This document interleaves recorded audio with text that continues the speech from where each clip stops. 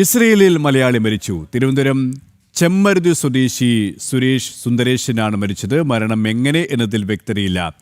ടെലവിവിൽ നിർമ്മാണ കമ്പനി ജീവനക്കാരനായിരുന്നു. ഇവരുമായി പ്രശാന്ത് ശങ്കരമംഗലത്ത് ശരിയാണ്. പ്രശാന്ത്, എപ്പോഴായിരുന്നു മരണം സംഭവിച്ചത്? മരണം എങ്ങനെ എന്നതിൽ ഇപ്പോഴും വ്യക്തത വന്നിട്ടില്ലേ? മറ്റു വിവരങ്ങളും എന്തൊക്കെയാണ്?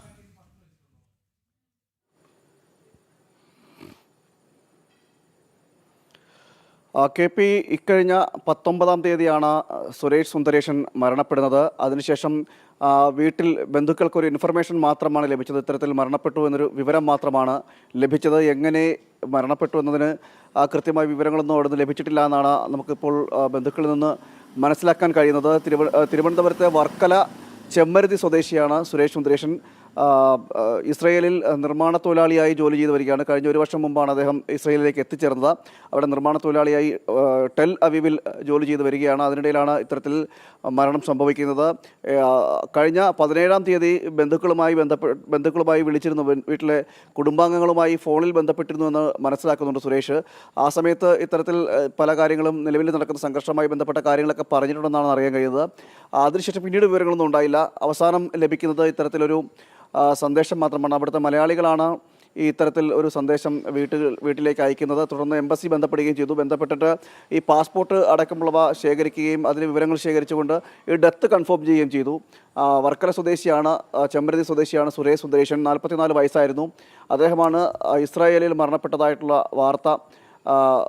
മരണപ്പെട്ടതായിട്ട് വിവരം വന്നിരിക്കുന്നത്. കൂടുതൽ വിവരങ്ങളൊന്നും ലഭ്യമല്ല. എന്താണ് കാരണം, മരണകാരണമായിട്ട് ബന്ധപ്പെട്ട് ഒരു വിവരങ്ങളും ഇതുവരെ കുടുംബത്തിനോ കുടുംബാംഗങ്ങൾക്കോ ആർക്കും വിവരം ലഭിച്ചിട്ടില്ല എന്നാണ് അവർ പറയുന്നത്.